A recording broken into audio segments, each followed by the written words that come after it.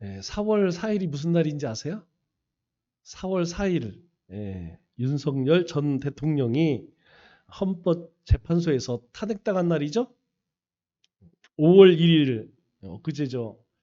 이재명 민주당 대표가 대법원에서 유죄 취지 파기 환송 대법원 판결이 났습니다. 이 둘의 공통점이 뭔지 아시죠? 이들의 공통점이 뭐냐? 둘 다 그리스도인입니다. 둘 다 예수 믿는 분들이라는 것이죠. 그런데 더 중요한 것은 우리가 이들을 통하여서 꼭 기억할 것이 무엇이냐면 죄의 대가가 뭘까요? 성경은 우리에게 분명하게 말씀합니다. 죄의 삭은 사망이요. 개인적으로 볼 때에 이러한 판결들은 큰 불행이죠. 개인뿐만 아니라 국가적으로도 큰 불행입니다. 그러나 우리가 믿음의 눈으로 볼 때에는 결코 이것이 그들에게는 저는 축복이라고 생각해요. 만일 그러한 엄청난 일들을 통하여서 본인들이 다시 한번 자기 삶을 돌이켜서 하나님께로 돌아간다면 그러한 권세가 무슨 의미가 있겠습니까? 그죠? 세상에서 부귀영화 권세 별거 아닙니다. 그러나 하나님 앞에서 믿음을 잃는다는 것은 하나님을 잃는다는 것은 다 잃는 것이죠. 이들이 만일 자신의 삶을 돌아보고 다시 하나님께로 돌아간다면 하나님의 말씀으로 돌아간다면 더 없는 축복이죠. 그러나 계속 권세에 연연한다면 그것은 분명 불행으로 끝날 것입니다. 1986년 1월에 미국 나사에서 우주왕복선 챌린지호를 발사했죠. 그런데 발사한 지 73초 만에 폭발해 버렸어요. 이 사고 원인이 무엇이냐?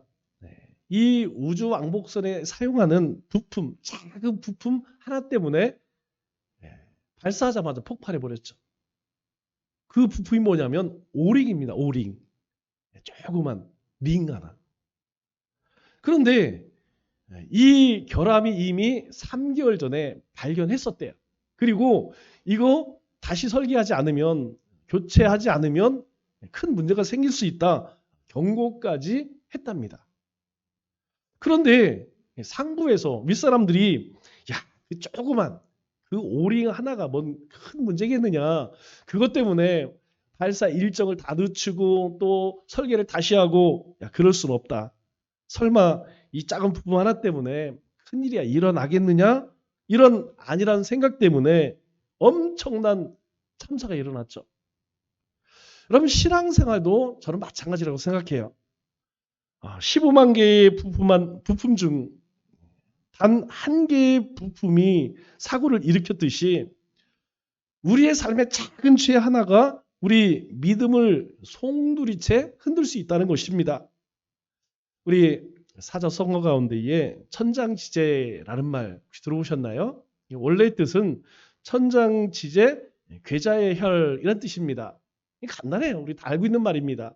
개미 한 마리가 뚝을 허문다 이런 뜻이에요.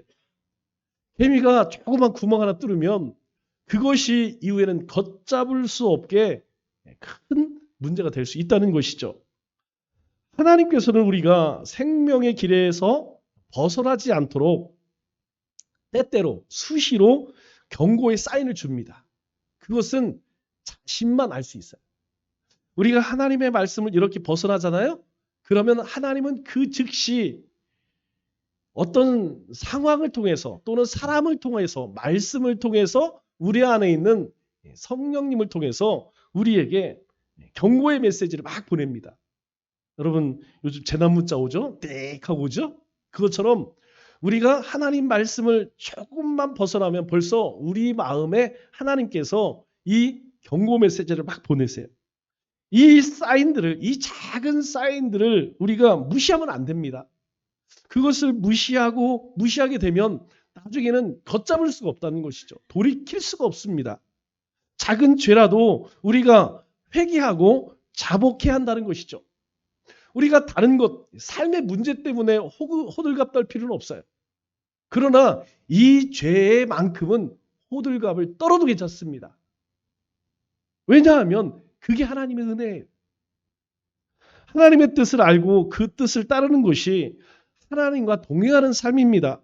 그래서 우리는 지금 하나님과 동행하기 위해서 어디에 살아요? 말씀 안에서 살아가고 있습니다.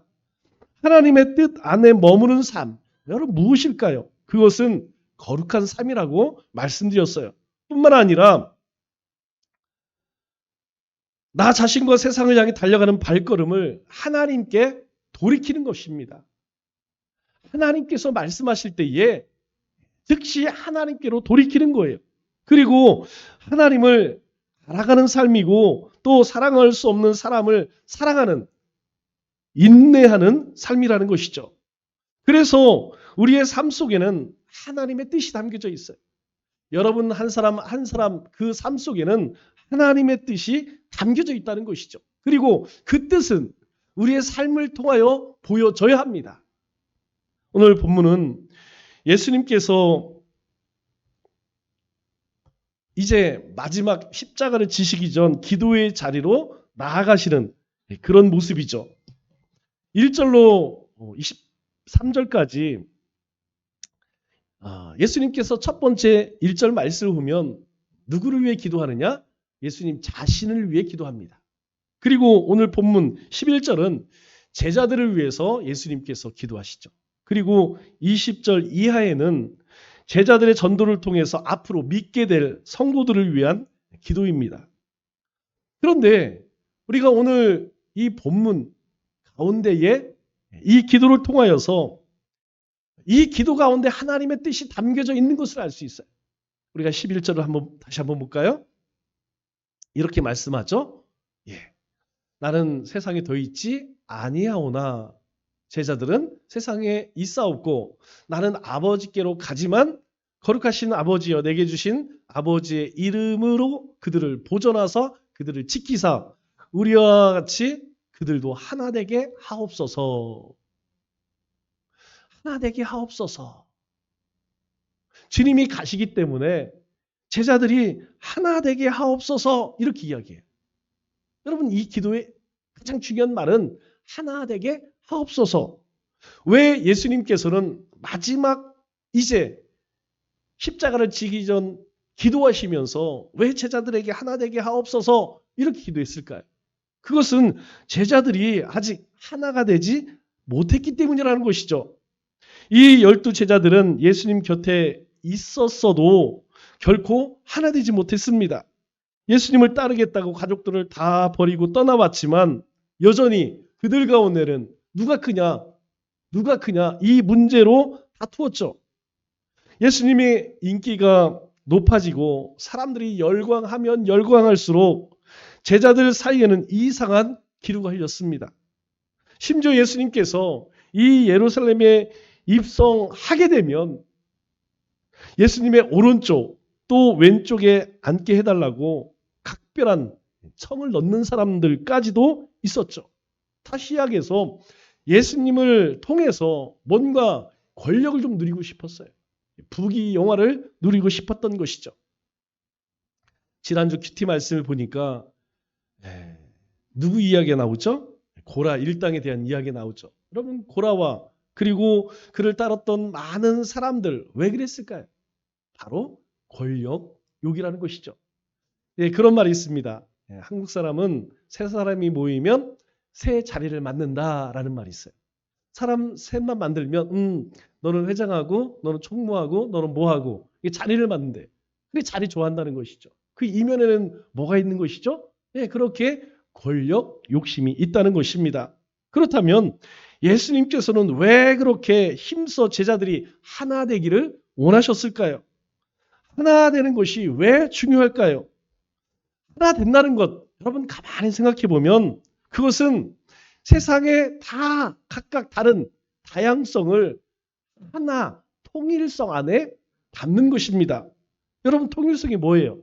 지극히 다른 것이 함께 공존할 수 있다는 것입니다. 모든 사람들은 다 달라요. 여러분, 그 사람들이 다 다른 사람들이 하나가 될 수 있을까요? 안 됩니다. 그런데 모두 다 다른 사람들이 하나 될 수 있는 방법이 무엇이냐면 바로 그리스도 안에서 가능하다는 거예요. 세상 사람들은 절대 하나 될 수 없습니다. 왜냐하면 살아온 삶의 삶도 다르고 생각도 다르고 가치관도 다 달라요. 추구하는 것도 다릅니다. 그렇기 때문에 하나 된 것 같지만 그 속은요 전혀 그렇지 않죠. 우리도 마찬가지라는 거예요. 우리도 똑같지만 우리는 주님 안에서 하나가 될 수 있다는 거예요. 하나님께서 우리 모두가 획일적으로 그렇게 하나 되기를 원하실까요? 하나님은 그렇게 원하지 않습니다. 하나님께서는 세상의 모든 것들을 다 품으시는 분이죠. 그렇기 때문에 우리가 주님 안에서 세상에서는 가능하지 않지만 주님 안에서는 가능하다는 것이죠. 하나님께서 우리에게 삶을 주셨습니다. 우리에게 직장도 주었고 가정도 주었고 또 달란트도 주셨고 사명도 주셨어요. 그런데 이 모든 것 같을까요? 그렇지 않습니다. 모두가 다르다는 것이죠. 그러나 우리가 추구하고 있는 것은 무엇이냐? 하나님 나라예요. 우리가 바라보는 곳은 하나님의 나라입니다. 그렇기 때문에 우리가 믿음 안에서 하나 될 수 있다는 것이에요. 주님 안에서, 말씀 안에서 우리는 하나 될 수 있다는 것이죠. 다르지만 그리스도 안에서 하나의 목적을 위해서 우리는 마음을 같이 할 수 있다는 것입니다. 그래서 우리가 마음을 같이 하는 일에 힘써야 돼요. 함께 예배드리고 함께 모이고 함께 기도하는 이러한 일들이 힘써야 합니다. 반대로 이야기하면 나만 옳다, 내 생각만 그리고 그렇게 따로따로 모임을 그것 옳지 않습니다. 좋지 않은 것이죠. 우리 고라 그 일당들이 반역을 할 때 성경이 뭐라고 이야기해요? 저는 그 말씀이 눈에 확 들어오더라고요. 당을 짓고 사조직을 만들고 자기들과 마음이 맞는 사람들끼리 하나가 됐다는 것. 여러분 그것은 망하는 길입니다. 주님 안에서 하나가 돼야지 사람의 욕심으로 하나가 되면 그것은 자신과 함께한 모든 사람들까지 그건 멸망의 길로 갈 수밖에 없어요. 예수님께서 12제자가 하나 되기를 기도하신 것도 마찬가지입니다. 그들의 성격이나 행동이 하나 되기를 바라신 것이 아닙니다. 그들이 가지고 있는 어떤 달란트, 재능 그 모든 것이 하나 되라고 말씀하시는 것이 아니죠. 바로 믿음과 성령 안에서 하나 되길 원하셨다는 것입니다. 하나님은 이 예수 안에서 통일성을 추구하신다는 것이죠. 왜 그렇습니까? 바로 하나님의 뜻을 이루기 위함이라는 것이에요. 그러나 사람은 어떻습니까? 사람은 자기를 중심으로 획일성을 강조합니다. 다시 시작해서 내 말만 옳다. 내 말만 들어라. 여러분 그렇게 했던 사람들이 있죠? 우리가 그런 사람들을 전체주의라고 그래요. 전체주의. 무솔로니, 히틀러 이런 사람들이 있죠. 그래서 세계적인 그런 전쟁을 일으켰습니다. 자신만 불행한 것이 아니고 모든 인생들을 고통스럽게 만드는 것이죠. 그러면 우리가 한번 생각해 볼 것은 나는 어떤가 하는 거예요. 나는 다른 사람들에게 내 생각을 강요하고 있지 않은지 우리는 한번 돌아봐야 합니다. 우리는 주님의 뜻을 쫓아 살아가는 사람들이에요. 그러면 당연히 우리의 삶 속에서는 우리의 입술 가운데서는 뭐가 나와야 할까요? 주님의 뜻이 나와야겠죠. 그런데 주님이 원하시는 것이 아니고 내가 바라는 것, 내 생각 이것으로 다른 사람들에게 강요한다면 여러분 거기에서 갈등이 생겨요. 요즘 말로 뭐라고 이야기합니까? 플로팅이라고 하죠. 가스라이팅이라고 합니다. 지속적으로 가까이 있는 사람들에게 계속해서 내 생각을 계속 주입을 해. 그러면 여러분 사람이 어떻습니까? 우리가 인지상정 아니겠습니까? 가까운 사람들이 이야기하면 이거 한두 번은 뭐 모른 체 하지만 그럴 수가 없어요. 그냥 나도 모르게 같이 할 수밖에 없다는 것이죠. 여러분 거기에서 바로 갈등이 일어나는 겁니다. 분열이 거기서 일어난다는 것이죠. 또 예수님께서는 제자들이 전도해서 예수님을 믿게 된 사람들도 모두 하나가 되게 해달라고 기도를 하십니다. 즉 이후에 이 복음을 통하여서 하나님의 백성 될 사람들이죠. 20절 21절에 이렇게 이야기합니다. 내가 비옵는 것은 이 사람들만 위함이 아니요. 이 사람들은 제자들이죠. 또 그들의 말로 말미암아 나를 믿는 사람들도 위함이니. 그들은 제자들이고 그들로 말미암아 나를 믿는 사람들은 앞으로 믿게 될 사람들을 이야기합니다. 그런데 예수님께서 그들을 위해서 앞으로 믿게 될 그 그리스도인들을 위해서 뭐라고 말씀하시냐? 아버지요. 아버지께서 내 안에 내가 아버지 안에 있는 것 같이 그들도 다 하나가 되어 우리 안에 있게 하사 이렇게 이야기해요.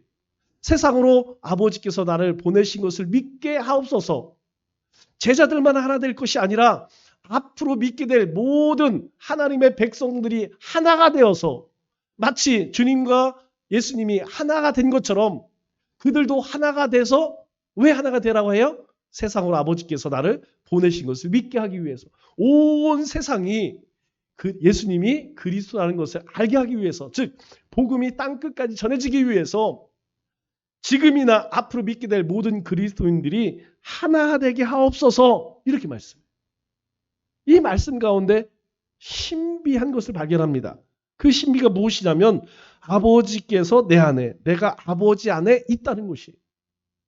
주님께서 제자들에게도 말씀하셨고 많은 사람들에게도 말씀하셨습니다. 내가 주 안에, 주가 내 안에, 그럴 때에 너희 가운데 열매가 있을 것이다 라는 말씀을 예수님이 자주 말씀하셨죠. 여기서 중요한 것은 바로 그 주님 안에 있을 때에 성도와 성도가 하나 될 수 있다라는 것이에요. 주님께서 하나님과 하나 된 것처럼 우리가 주 안에 있으면 모든 성도들은 다 다르지만 그럼에도 불구하고 하나 될 수 있다라는 것이에요. 그리고 그리스도인이 하나 될 때 세상이 예수님을 믿게 될 것이다 라고 말씀하십니다. 여러분 이 순서를 한번 잘 보세요. 이 순서를 보면 제자들이 먼저 하나 되어야 합니다.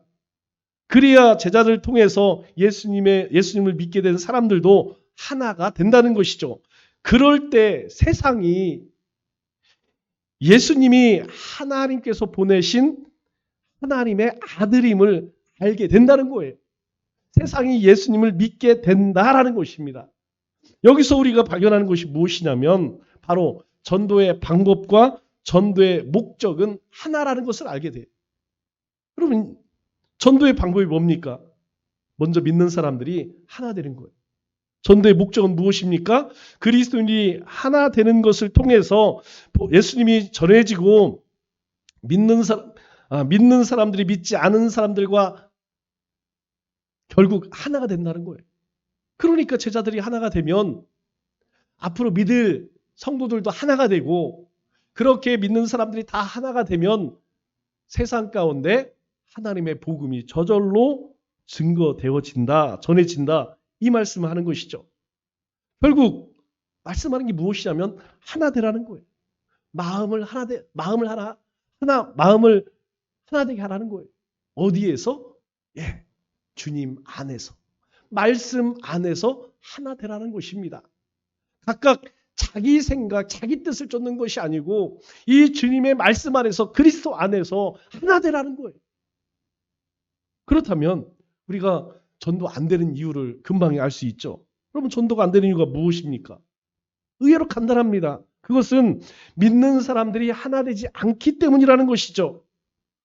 예수를 믿는다는 사람들이 서로 시기하고 미워하고 다투면서 여러분 예수님의 복음이 세상에 전해질 수 있을까요? 그건 불가능하다는 것이에요. 오히려 지탄받는다는 거예요. 오히려 손가락질 받는다는 거예요. 여러분 한번 잘 생각해 보세요. 우리 신앙 연수가 오래되신 분들은 이미 60년, 70년 때부터 신앙생활을 30년, 40년, 50년 이렇게 하셨을 거예요. 여러분 예전과 한번 이렇게 비교를 해보세요. 여러분 예전에 교회 안에서 그렇게 다툼이 많았을까요? 그렇게 교회 안에서 분쟁이 많았을까요? 뭐 없었던 건 아닙니다. 그러나 그런 일이 있으면 금방 소문이 나요. 야, 어디 교회가 그랬더라. 여러분 지금은 다반사입니다. 다반사. 왜 전도가 안 될까? 왜 그럴까요? 바로 우리가 하나 되지 못하기 때문이라는 것입니다. 예수 안에서 하나 되기 위해서는 우리가 반드시 해야 할 일이 있어요. 저절로 하나가 되는 것이 아닙니다. 우리가 하나 되기 위해서는 먼저 우리 한 사람 한 사람이 반드시 해야 할 일이 있어요. 그것이 무엇이냐면 요한복음 15장 10절에 주님이 우리에게 이렇게 말씀합니다. 내가 아버지의 계명을 지켜 그의 사랑 안에 거하는 것 같이 너희도 내 계명을 지키면 내 사랑 안에 거하리라. 주님이 뭐라고 말씀하세요? 예수님이 내가 하나님 계명을 지켜 예수님도 하나님의 말씀을 다 지켜 그 사랑 안에 거하신대요. 그러므로 너희도 하나님의 계명을 잘 지키면 바로 그 주님의 사랑 안에 거할 것이다. 이렇게 말씀하십니다. 즉 하나님의 계명, 하나님의 말씀을 지키면 하나님의 사랑 안에 거하는 것이다 라는 것이에요. 하나님 말씀을 지키는 것이 예수님의 사랑 안에 거하는 것이라 말씀합니다. 주님의 사랑 안에 거하는 사람들이 바로 함께 모여 예배하고 기도하고 찬송하는 곳이 어디입니까? 교회예요. 이게 교회입니다. 그래서 교회는 사랑 공동체인 동시에 하나님의 말씀을 살아내는 말씀 공동체라는 거예요. 이를 위해서 뭐가 필요할까요? 바로 믿음의 교제가 필요합니다. 그 믿음의 교제 첫 번째가 바로 공예배예요. 왜 예배에 성공해야 하느냐? 수도 없이 이야기를 하죠. 여러분 예배는 다른 것이 아닙니다. 우리가 주님의 말씀 안에서 하나 되는 거예요. 한 말씀으로 한 마음을 품고 세상에 나아가서 우리의 삶을 하나님께 드리는 삶으로 예배의 삶을 사는 그런 행위라는 것이죠. 또 우리 목장 모임 하죠. 제가 잔소리를 요즘 잘 안 해요. 그냥 어떻게 하나 지켜보는 거예요. 여러분 목장 모임 힘써야 됩니다. 왜 그럴까요? 마음을 하나 하기 위해서. 여러분 사람이 서로 친밀해지기 위해서는 자기 안의 것을 내어놓아야 돼요. 내가 만난 예수님, 내가 말씀으로 살았더니 내 삶 속에 어떤 일들이 있고 내 삶에 지금 어떤 고민이 있는지 여러분 우리 목장 가운데에서 서로 교제를 나눠야 돼요. 그럴 때에 우리 지체의 문제가 내 문제처럼 느껴지는 것입니다. 그때 우리가 하나 될 수 있다는 것이죠. 가능하다면 선교회 모임도 자주 해야 돼요. 여러분 모이는 사람은 모이고 안 모이는 사람은 안 모이고 여러분 그렇게 해서는 안 모여집니다. 모임을 갖고 나오지 않는 사람을 권면해야 돼요. 자꾸 권면해야 됩니다. 안 바쁜 사람이 어디 있어요? 시간이 남아도는 사람이 어디 있습니까? 시간을 내야 하죠. 그럴 수 있도록 그렇게 분위기를 만들고 우리가 자꾸 그들에게 권면해야 한다는 것이죠. 왜요? 마음을 하나 하기 위해서. 우리가 마음이 나눠져 있는데 여러분 우리가 주님의 일을 감당할 수 있을까요? 안 된다는 것이죠. 오늘 주님이 그 말씀하시는 거예요. 너희 마음이 각각 다 나눠져 있으면 하나 되지 않으면 세상에 그리스도를 전할 방법이 없다라는 것입니다. 그래서 우리가 예배로 하나가 되고 우리가 모임을 통해 하나가 되어질 수 있어야 한다는 것이죠. 우리 인생에서 여러분 가장 힘든 일 뭘까요? 한번 곰곰이 생각해 보세요. 병든 것, 가난한 것, 내가 세상에 성공하지 못한 것, 그거 별거 아닙니다. 정말 힘든 것은 우리가 하나 되지 못할 때 힘든 거예요. 여러분 하나 되지 못할 때 가정은 파괴됩니다. 여러분 매일매일 만나는 사람, 만날 수밖에 없는 사람이 누구예요? 가족 아닙니까? 아내, 남편, 자식들 아니에요. 아내가 남편에 대해서, 남편이 아내에 대해서. 여러분 하나 되지 못해 보세요. 거기가 생지옥입니다. 여러분 거기가 생지옥이라니까요. 여러분 우리 사회가 하나 되지 못하면 갈등이 일어나요. 여러분 노동자와 그리고 이 업주가 하나 되지 못하면 여러분 이 노사 문제로 회사는요 엉망진창되는 겁니다. 나라도 마찬가지예요. 나라가 다들 같은 마음을 갖지 않으면 평화를 추구하지 않으면 여러분 이 국가 간에도 전쟁이 끊이질 않는다는 것이죠. 결국 하나 되지 못하면 가정은 파괴되고 사회는 갈등과 분열이 일어나고 나라 간에는 전쟁이 끊이지 않는다는 것입니다. 그래서 이럴 때가 우리 모두가 예수님께 도움을 요청할 때라는 것이죠. 우리가 주님께 간구해야 할, 주님께 의뢰해야 할 그럴 때라는 것입니다. 여러분 우리가 이럴 때에 주님 앞에 여러분 무엇을 구해야 할까요? 우리가 주님께 구할 수 있는 것은 하나밖에 없습니다. 여러분 이 모든 다 각자 자기 속에 옳은 대로 살아가는 이 사람들을 여러분 우리가 어떻게 저들의 마음을 바꿀 수 있겠습니까? 그래서 우리가 하나님 앞에 구할 수 있는 것은 하나님 우리의 마음이 부패해져서 죽어도 하나 될 수 없습니다. 하나님의 마음을 주옵소서. 여러분 우리 모두가 주님의 마음을 품는다면 여러분 부패한 우리의 마음은 여러분 자연히 바뀌게 되는 것이죠. 여러분 우리 이런 고백을 뭐라고 이야기합니까? 하나님 죄된 내 이 부패한 마음, 내 완악한 마음 하나님 주님께서 바꿔주옵소서. 이것을 우리는 주님 앞에 내려놓는다 이렇게 표현하는 거예요.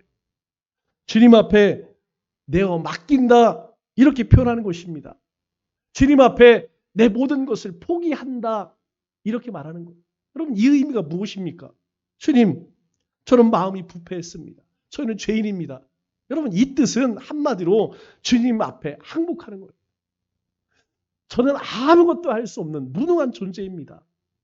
하나님이 은혜 주시지 않으면 믿음 주시지 않으면 주님의 마음을 품지 않으면 저는 아무것도 아닙니다. 라고 하는 그런 표시라는 것이죠. 달라도 너무 다른 내 생각을 내려놓아야 화평이 있고 평안을 누릴 수 있게 되는 것이죠. 사도 바울은 우리가 하나 되어서 무엇보다 먼저 해야 할 일을 우리에게 이렇게 권면합니다. 에베소서 4장 13절 말씀을 보면 우리가 다 하나님의 아들을 믿는 것과 아는 일에 하나가 되어 그리스도인이 하나가 되어서 가장 먼저 해야 할 일은 여러분 일이 아닙니다. 사역이 아니라는 거예요.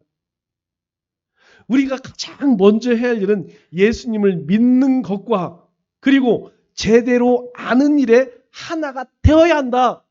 사도 바울은 우리에게 그렇게 권면해요. 왜 그렇게 해야 할까요? 왜 예수를 믿는 것과 그것을 아는 일에 하나가 되어야 할까요? 온전한 사람을 이루어 그렇게 해야만 온전한 사람을 이룬대요. 그래야만 그리스도의 장성한 분량이 충만한 데까지 이른답니다. 우리의 믿음이 그래야만 성장한다는 거예요. 그래야만 성숙해져 간다는 것입니다. 내 생각, 내 뜻으로 하나 되는 것은 여러분 권력의 길이고 죄인의 길이고 말할 수 없는 고통의 길입니다. 그래서 하나님의 생각, 하나님의 뜻 안에서 하나 되는 것이 중요하다는 거예요. 사도 바울이 이어서 15절에 예수님께서 하신 말씀을 그대로 인용해 이렇게 말씀하세요. 오직 사랑 안에서. 여러분 오직 사랑 안이라고 해요. 사랑. 그리스도의 그 사랑 안에서 참된 것을 하여 범사에 그에게까지 잘할지니 그가 누굽니까? 예수님 아니겠어요? 예수님에게까지 이를 만큼 우리 믿음의 분량이 자랑하기 위해서는 어떻게 해야 된다는 거예요? 그 사랑 안에 거해야 된다는 거예요. 그러려면 뭘 해야 된다는 겁니까? 예수님을 믿는 것과 아는 것 그것으로 우리가 하나 될 수 있어야 한다는 것이죠. 예수님 잘 믿고 잘 아는 사람 그 사람이 온전한 사랑을 할 수 있다는 거예요.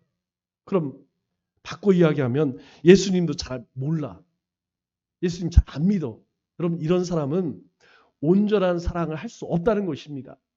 온전한 사랑이 아니면 뭐겠어요? 예, 더러운 사랑이죠. 뭔가 목적 때문에 사랑하는 거예요. 여러분, 그 끝은요, 서로에게 당하는 길입니다. 우리가 결혼을 할 때에 사랑하지 않고 결혼해 보세요. 여러분, 이 사는 게 보통 힘든 게 아닙니다. 우리가 누군가를 만나 교제할 때에 내가 사랑하는 마음으로 하지 않고 야, 내가 저 사람 이용해 먹어야겠다. 여러분, 인간관계 다 파탄나는 거예요. 우리가 주님을 잘 믿고 잘 알 때에 우리가 온전한 사랑을 행할 수 있다는 것입니다. 그것을 성경은 뭐라고 이야기하느냐? 성숙해졌다라고 이야기해요. 성숙함이라고 이야기합니다. 그리스도의 장성한 분량이 충만한 데까지 이른다라는 말은 그리스도께서 보여주신 그 성숙함까지 이른다라는 말이에요. 주님의 성숙함까지 이른다. 결국 그 성숙함, 여러분 다름 아닌 십자가의 성숙이에요. 여러분 십자가 무엇입니까? 예수님이 죽으신 형틀입니다. 주님이 죽으셨어요. 즉 내가 죽어야 다른 사람을 살 수 있다는 거예요. 내 생각이 살아있고 내 가치가 살아있고 내가 살아있으면 여러분 다른 사람 살릴 수 없어요. 오히려 죽입니다. 내가 변해야 세상이 변한다는 거예요. 내가 변하지 않고 다른 사람들이 너 변해라. 안 바뀝니다. 나만 바뀌면 세상이 바뀌는 것이에요. 그래야 하나 될 수 있다고 우리에게 말씀해 주는 거예요. 말씀을 믿겠습니다. 이 분열의 때 개인주의가 팽배한 이 시대에 하나님은 우리에게 하나 되라고 말씀하십니다. 여러분 가정의 달을 맞이하여서 우리가 해야 할 일이 뭘까요? 하나 되는 것입니다. 우리의 가족이 주님 안에서 주님의 사랑 안에서 하나 되는 거예요. 우리가 하나 될 때에 우리를 통해 하나님의 은혜와 사랑을 우리가 세상에 흘려보낼 수 있습니다. 우리가 하나 될 때 하나님의 뜻이 우리를 통해서 이루어지는 것입니다. 우리가 하나 될 때 하나님의 영광이 물이 바다 덮음같이 온 세상에 충만해지는 것입니다. 이 한 주도 즐거워하는 자들과 함께 즐거워하고 우는 자들과 함께 울며 진리 밖에 있는 사람들과 이 복음 안에서 하나 되기 위해 우리 모두가 먼저 하나 되기를 주님의 이름으로 축원합니다.